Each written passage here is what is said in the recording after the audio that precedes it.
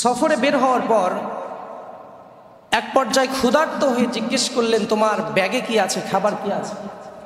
ইয়াহুদি বললেন, আমার ব্যাগে কিচ্ছু নাই, কোনো খাবার দাবার নাই। তখন হযরতে ঈসা আলাইহিস সালাম, নবীরা তো ধৈর্যশীল ছিলেন। আল্লাহ কোরআনে জানিয়েছেন, ওমা তাদাখিরুনা ফি বুয়ুতিকুম, মানুষের বাড়িতে কি রান্না হয়, বাড়িতে কি থাকে এটাও ঈসা আলাইহিস সালাম জানে। আল্লাহ তাকে জানাতেন, যেহেতু বাড়িতে কি রান্না হয় এটা জানেন, তাহলে ব্যাগের মধ্যে কি আছে এটা জানেন তো নাকি? সে বুঝতে পারছেন যে 3টা রুটি আছে ব্যাগে। কিন্তু ধৈর্য ধরে থাকলেন যে দেখি ইয়াহুদি কখন স্বীকার করে যে ব্যাগের মধ্যে রুটি আছে। তারা প্রতিমধ্যে হাঁটতে থাকলেন। এবার হাঁটতে হাঁটতে গিয়ে অন্ধ একজন মানুষের সাথে দেখা হয়ে গেল। জন্ম থেকে কোনো দিন সে চোখে দেখে নাই, কিছুই সে জীবনে দেখে নাই। এমন একজন মানুষের সাথে যখন দেখা হয়ে গেল, আল্লাহর নবী হযরতে ঈসা আলাইহিস সালাম তার হাতটাকে তার চোখের উপর ভুলাই দিলেন। তার হাতে ছোট্ট একটা ছড়ির মতো ছিল, লাঠির মতো ছিল, এইটা দিয়ে তার চোখের উপরে ভুলাই দিলেন আর হাতটাকে একবার মাসিহ করে দিলেন।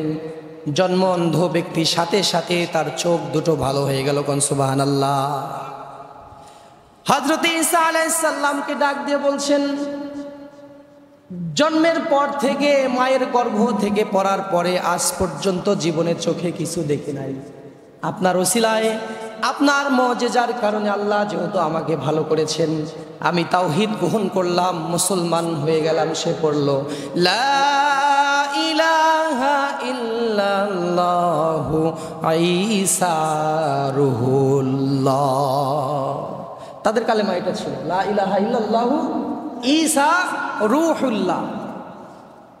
আমি ঈমান আনলাম, যেহেতু আপনার জন্য আল্লাহ তাআলা আপনার মাধ্যমে আমাকে ভালো করলো। জীবনে কিচ্ছু দেখি নাই, এত সুন্দর পৃথিবী, এই সব কিছু আমার দৃষ্টি কখনো অবলোকন করে নাই। যেহেতু আপনার ওসিলায় আল্লাহ আমাকে ভালো করলেন, তাহলে আমি ঈমান আনলাম। হযরত ঈসা আলাইহিস সালাম এবার চিন্তা করতেছেন, এই ইহুদির সামনে যেহেতু ঘটনা ঘটলো, এখন দেখি সত্যিটা বলে কিনা, একটু মন মানসিকতা পরিবর্তন হয়েছে। তিনি কিন্তু জানেন যে তার ব্যাগে 3টা রুটি আছে। এখন একজন ব্যক্তি যখন কালিমা পড়লো তাদের সফরে, তাহলে তারা 2 জন ছিল, হয়ে গেল 3 জন। এখন আবার জিজ্ঞেস করতেছে ইয়াহুদিকে যে তোমার ব্যাগের মধ্যে কি আছে? বলে যে কিচ্ছু নাই।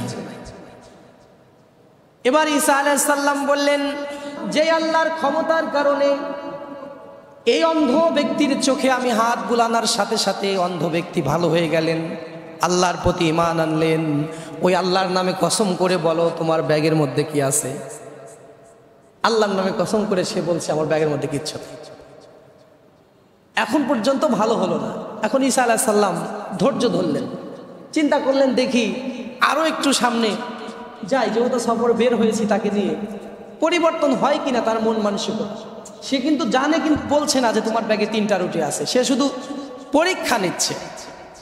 রাস্তার মধ্যে যেতে যেতে এইবার একজন রাখালের সাথে দেখা হয়ে গেল।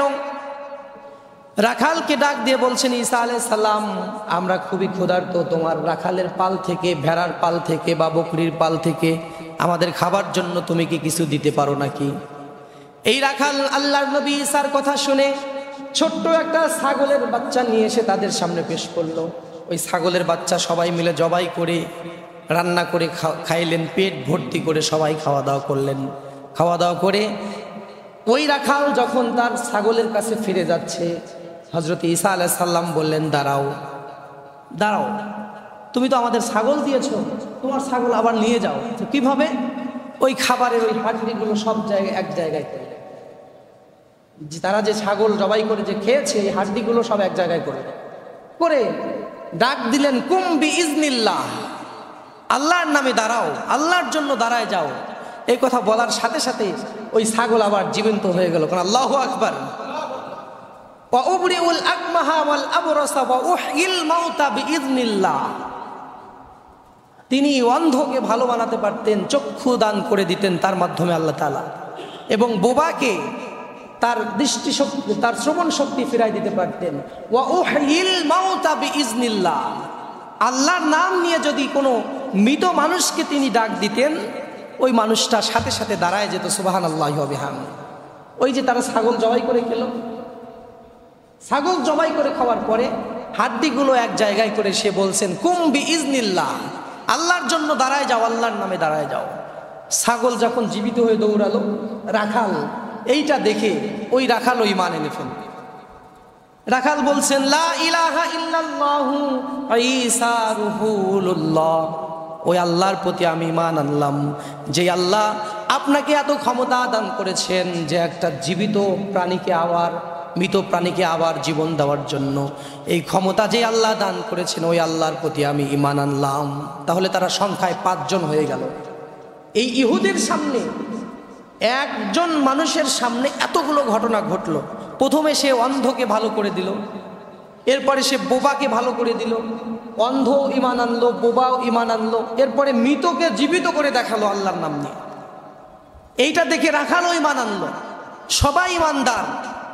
আল্লাহর নবী ঈসা আলাইহিস সালাম এবার ভাবলেন যে এইবার দেখি রাখালকে, এই ইহুদিকে বলি তার মনের মধ্যে কোনো পরিবর্তন আসছে কিনা। বলছে তোমার ব্যাগে কি? বলে কিচ্ছু না। এত ঘটনা দেখলেন, নিজ চোখে অবলোকন করলেন, তার সামনেই মৃতকে পর্যন্ত জীবিত করে ফেললেন। এখন এত কিছু দেখার পরেও সে কেন পরিবর্তন হলো না? তার মনের মধ্যে একটা চিন্তা। ঈসা আলাইহিস সালামের হাতে একটা ছড়ির মতো ছিল, একটা ছড়ি, লাঠি, ছোট্ট একটা ছড়ির মতো ছিল। এই ইহুদির বাচ্চা মনে করেছে যে এই সব ক্ষমতা মনে হয় এই লাঠির। নাউজুবিল্লাহ কোন সবাই, এই সব ক্ষমতা মনে হয় লাঠির। এই জন্য সে ঈমানও আনে না, সত্যও বলে না। এক পর্যায়ে ঈসা আলাইহিস সালাম ঘুমায় গেলেন সফরে, তারা সবাই ঘুমায় গেলেন। ইয়াহুদি সহিহ হাদিস বর্ণনা করছি, ঘুম থেকে উঠে দেখলেন ঈসা আলাইহিস সালামের ছড়িটা পাশে রাখা আছে। সে সেই ছড়ি নিয়ে চুরি করে নিয়ে সেখান থেকে পালালো। তার চিন্তা যে আল্লাহর কোনো ক্ষমতা নাই, ঈসারও কোনো ক্ষমতা নাই, সব ক্ষমতা এই লাঠির। কন্যা উজবিল্লাহ। এখন এই লাঠি চুরি করে নিয়ে সে আগে আগে দৌড়ালো। তার দশা এখন কেমন হয় আমরা সামনে শুনবো। সে যেতে যেতে দেখলো এক এলাকার একজন প্রধান বা রাজা, ওই জায়গায় সে এমন অসুস্থ হয়েছে, কোনো কবিরাজ তাকে ভালো করতে পারতেছে না। ওর কাছে তো ওই যে ছড়ি আছে, ঈসা আলাইহিস সালামের ছড়ি, ঈসা আলাইহিস সালামের লাঠি। তখন সে ঘোষণা দিল, আমি শুধু রাজার কাছে একবার যাব আর আসবো, রাজা ভালো হয়ে যাবে। ইহুদি বলছে। আল্লাহর নবী ঈসা আলাইহিস সালাম ঘুমাচ্ছে, ঈসা আলাইহিস সালাম এইদিকে ঘুমাচ্ছে, ওইদিকে ও ঈসা আলাইহিস সালামের ছড়ি বা লাঠি চুরি করে নিয়ে এই কারিশমা দেখাতে গেছে। তো সবাই বলল, সব চিকিৎসায় আমরা ব্যর্থ হয়ে গেছি, এই লোক যেহেতু যেতে চাচ্ছে রাজার কাছে, একবার যাক, সমস্যা কি। রাজমহলে তাকে প্রবেশ করতে দেওয়া হলো। রাজমহল থেকে সে প্রবেশ করার সাথে সাথে ভিতরে গেছে, ঘরের দরজা বন্ধ করে দিছে, এদিকে রাজা মরে গেছে, রাজা মারা গেছে। এখন ছড়ি ঘুরায়, ছোঁয়ায়, শরীরের সাথে ইয়া করে। ঈসা আলাইহিস সালাম যেভাবে ডাক দিচ্ছেন কুম বিইজনিল্লাহ, এই এভাবে ডাকাডাকি করতেছে, ছড়ি ঘুরাচ্ছে, কিন্তু রাজা আর জীবিত হয় না। এখন ঘর থেকে বাড়ালে, ঘর থেকে যখন বের হবে ওর বিপদ আছে না নাই? ভালো করতে গেছে, ভালো করতে গিয়ে মেরে ফেলছে। বের হওয়ার সাথে সাথে মার শুরু হয়ে গেছে। কিছুক্ষণ আগে পিটাইছে, পিটায় তারপরে রক্তাক্ত করে কারাগারে রেখে আসছে। ওইদিকে ঈসা আলাইহিস সালামের ঘুম ভেঙে গেছে, ঈসা আলাইহিস সালাম সামনের দিকে আসতেছে।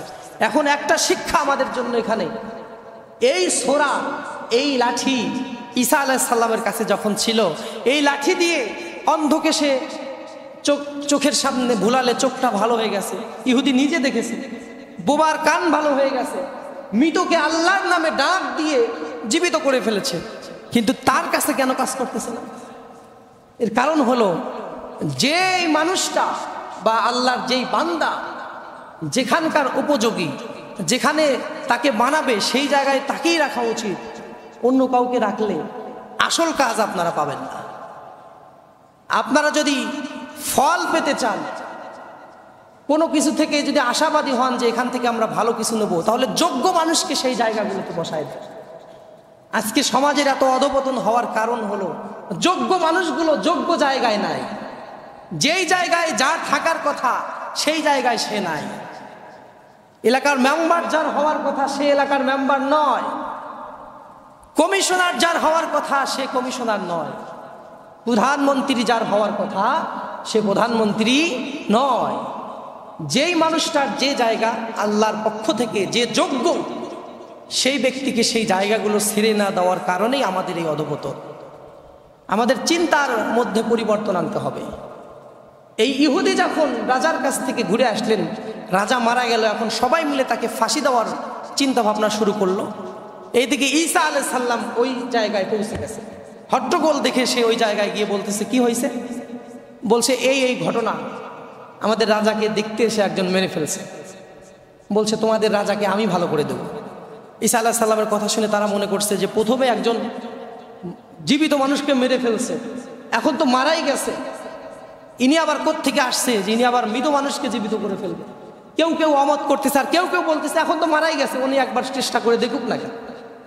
তখন তিনি তার পরিচয় দিলেন, আমি আল্লাহর পক্ষ থেকে তাওহীদ নিয়ে এসেছি, আল্লাহর নবী, লা ইলাহা ইল্লাল্লাহ, আল্লাহ ছাড়া কোনো মাবুদ নাই, ঈসা রূহুল্লাহ, ঈসা আমি আল্লাহর রূহু। এইভাবে সে দাওয়াত দিলেন মানুষকে। দাওয়াত দিলেন, আগে দাওয়াত দেওয়ার পরে বললেন, আমি যদি তোমাদের এই মৃত রাজাকে জীবিত করে দিতে পারি তাহলে কি তোমরা কালেমা পড়বে, আমার সাথে তাওহীদ গ্রহণ করবে? তো মানুষ মনে করলো যে এটা তো অসম্ভব, এই জন্য তারা শর্তে রাজি হয়ে গেল। বলল, আপনি যদি পারেন, এই আমরা জীবনে দেখি নাই বা এটা কখনো শুনেও নাই যে মৃত মানুষকে জীবিত করা যায়, আপনি যদি পারেন আমাদের সম্রাটকে জীবিত করে দিতে, তাহলে আমরা আপনার কথা শুনব, আপনাকে অনুসরণ করব, আমরা আল্লাহর তাওহীদ গ্রহণ করব। আপনি যে একত্ববাদী খোদার কথা বলছেন, এই একত্ববাদী আল্লাহর প্রতি আমরা বিশ্বাস স্থাপন করব, যদি আপনি এই মৃত মানুষটাকে জীবিত করে দিতে পারেন। এবার আল্লাহর নবী হযরতে ঈসা আলাইহিস সালাম রাজার সামনে গিয়ে দাঁড়ালেন। রাজার সামনে গিয়ে দাঁড়িয়ে বলছেন, কুম বিইজনিল্লাহ, আল্লাহর নামে তুমি উঠে দাঁড়িয়ে যাও। ডাক দেওয়ার সাথে সাথে আল্লাহর কুদরতে মৃত মানুষটা জীবিত হয়ে দাঁড়িয়ে গেছে। কোন সুবহানাল্লাহ। রাজা জীবিত হয়ে গেছে। রাজা জীবিত হওয়ার পরে ঈসা আলাইহিস সালাম আবার দাওয়াত পেশ করলেন। ওই এলাকার বেশিরভাগ মানুষ তাওহীদ গ্রহণ করে নিল, ঈসা আলাইহিস সালামের অনুসারী হয়ে গেল। তারা আল্লাহর প্রতি ঈমান আনলো, ঈসা আলাইহিস সালামের প্রতি ঈমান আনলো।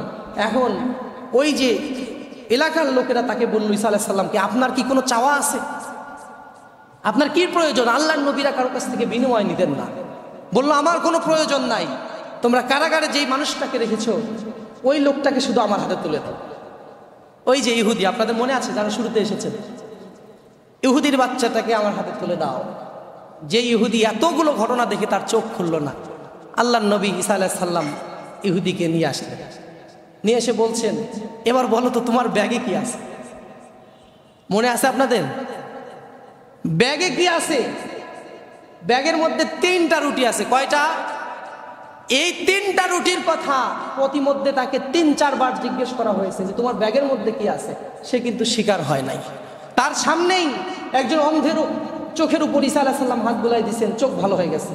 একজন বোবাকে ভালো করে দিয়েছেন, এরপরেও জিজ্ঞেস করছেন তোমার ব্যাগের মধ্যে কি আছে, সে বলে না। তার সামনেই একটা ছাগলকে সে জীবিত করলো, রান্না করে খেয়ে আবার জীবিত করলো, তারপরেও সে বলল না যে ব্যাগের মধ্যে কি আছে। তার সামনেই মৃত রাজাকে সে জীবিত করে দেখালো, তাকে সেই জেলখানা থেকে বাঁচায় নিয়ে আসলো, প্রতিশোধ নিল না, ক্ষমা করে দিল। তারপরেও আবার বলছে যে তোমার ব্যাগে কি আছে। ঈসা আলাইহিস সালাম কিন্তু জানেই তার ব্যাগে কি আছে। ওমা তাদাফিরুনা ফি বুয়ুতিকুম, আল্লাহর নবী ঈসা আলাইহিস সালাম জানতেন মানুষ কি খায় আর কি বাড়িতে রেখে আসে, সব সে জানতেন। তারপরে ইহুদি বলছে আমার ব্যাগে কিচ্ছু নেই। এর মানে যারা ভালো হবে না তাদেরকে ভালো বানাতে পারবেন না, তাদেরকে পিটায়া সমাজ থেকে বহিষ্কার করতে হবে। এগুলোতে তাই হয়। আমাকে অনেকে বলেছে, হুজুর আপনারা দূর